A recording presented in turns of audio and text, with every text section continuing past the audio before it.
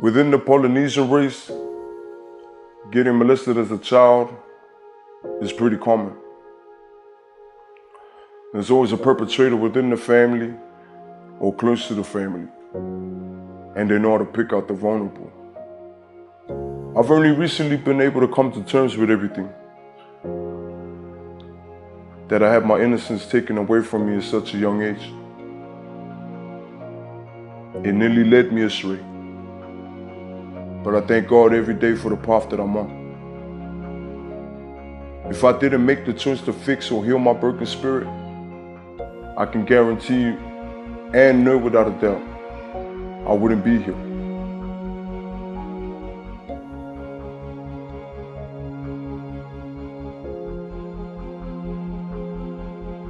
I'll never forget the day my grandpa passed away.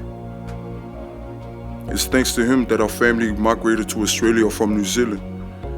And when I was able to escape what was the darkest memories of my childhood, that scarred me in more ways than I could count. My grandfather instilled pride and honor in us, which is what we stood by, no matter the circumstances.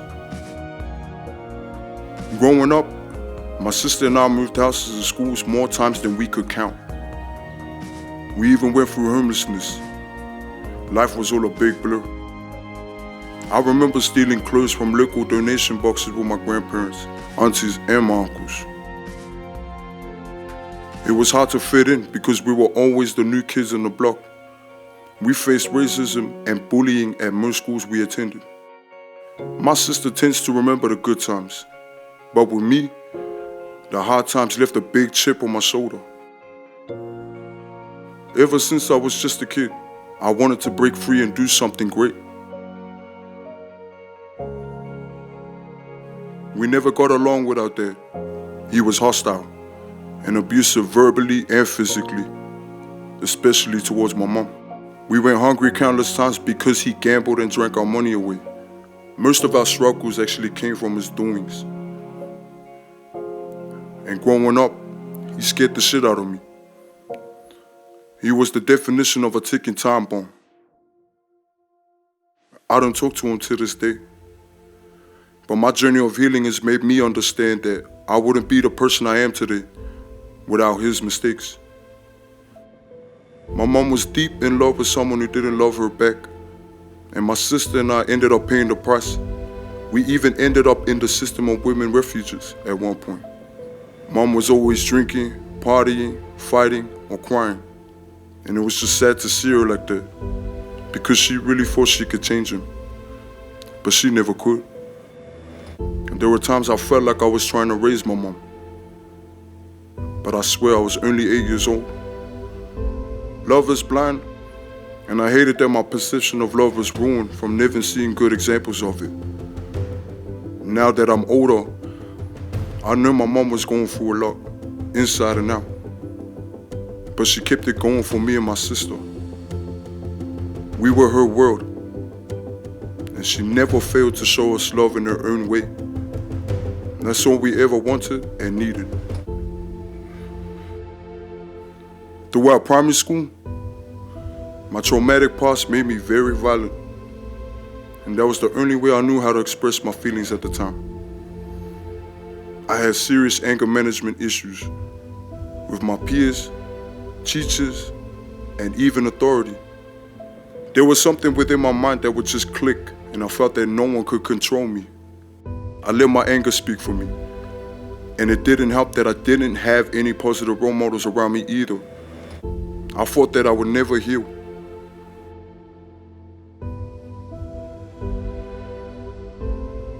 So when I turned 14, my mama forced me to go to a family friend's church. And at first I really didn't want to go, but I did make a promise that I would go just for her. And at the time, there really wasn't no questioning mama. She had to play mom and dad at the same time. As weeks went by, I started listening closer to the words being preached. I felt like something in me started to change. And I felt at ease when I prayed and played in the band. And that's where I got my talents in the music. it was evident that faith in music was changing and healing me for the better. And it's as if I feel my emotions started to be under control. And it's crazy to say this, but I felt humble and no longer possessed by the demons and the evil thoughts within me. And I really did love going to church. But at age 17, I still remember my mama, she took us out of the band. And I really hated her for it at the time. But she said to me that one day I would understand. She wanted us to explore the world for ourselves. She didn't want us to be hypocrites. She didn't want us to be the kids in the band, that were smoking, partying, drinking on Saturday night, but then singing hymns to the Lord on a Sunday. She didn't want that cloud over us. And when I look at it now, she's right. Because I was one of those kids. There's no point in doing something if your heart is not 100% behind it. And that's the way she raised us. Even with church out the picture, I still had the anticipation to find myself. So I decided to try acting, which was something I excelled in at school. I was soon stoked to get my first role in a movie called Galore back in 2013. At that time, I felt that this really changed my life and that I could see myself pursuing acting as a career. But after that one gig, I got no calls, no jobs, and fell into a deep hole of depression. I was very naive. I started having evil thoughts again, nightmares and seeing flashbacks about what happened to me as a kid. I had suicidal thoughts, ended it on multiple occasions, but one night I prayed so hard till I fell asleep. Soon after that night, out of nowhere, my uncle, who I spent a lot of time with growing up, called, and we started reminiscing about the lyrics I would write as a kid. He asked if I still listen to Tupac, and if I rap like when I was a kid. This was the moment of awakening for me. I had nothing else to do, so I started freestyling again. And before I knew it, my passion and drive for music was found. That point in my life was the lowest I'd have ever been, and rapping had become an escape ever since. It was then and there that I wanted to become one of the best to ever do it. So my uncle used to record my freestyles, right, on his phone. And eventually, that's how I got my first show back in 2014. And ever since, from then on, I've been taking steps to slowly come up in the rap game. And, and I remember that first time I got on stage as well. That feeling.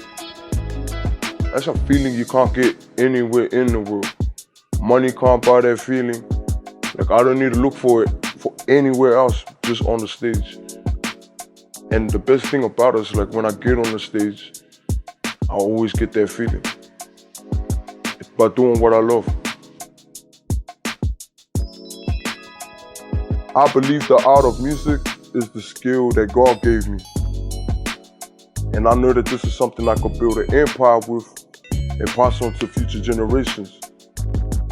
God willing, I have my own family or not, this is for my family. And it's crazy, when I was young, how I used to snap it real quick. But every time I hear the beat drop, that's my escape.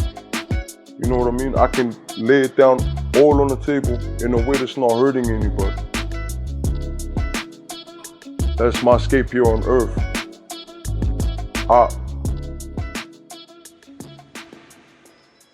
Growing up, even though I never agreed with the choices Mom made, our love for her always prevailed. And I learned more in loving her and being the man of the house at 15 than I ever did in school. All the experiences, whether good or bad, gave me and my sister wisdom, which to us is priceless. When we got older, we realized she was always trying to do the best for us. And at the time, Mom's love for Dad swallowed her up, and we could only see the negatives. But through it all, she's the family's moral compass matriarch, and the heart of it all. I wouldn't be the man I am today without her and my sister. Their love for me keeps me going for them and the future of the family. For anyone out there who's had enough of life, struggling, or in darkness, just remember you gotta stay strong. Not for you or God, but for your family. Remember to love, liberate, and build yourself. Look, I hated myself. And I didn't even know how much I hated myself until I started to heal myself. When you hate yourself, you start doing things that are not you. But I believe when you learn to love yourself and do things out of love, I reckon you see the world different and make it a better place. That to me is my purpose here on earth. We have so much shit going on in the world right now, but I aim to leave the world a better place than when I came in. I'm a real advocate for change because of my childhood. Everything happened for a reason, but all I can do now is trust God and be the best human being I can while I'm here. If you stay on the road of self-hate and self-destruction, that's all you're gonna do. You're gonna destroy yourself. And in the end, you're gonna come out with no ambition, no drive, just lost. If you take a look around, you'll soon realize that the only person in control is you. You are the architect. Build for the better. I didn't always see it like this, but I'm grateful because it made me a better person. Not only to my family, but to my friends and my colleagues. I used to say fuck life, but now I say life is beautiful. I have days just like you, but at the end of the day, all we could do after darkness is walk towards the light. Nobody's perfect, and the world wasn't built in a day. I just live, love, and pray. Keep my heart next to faith.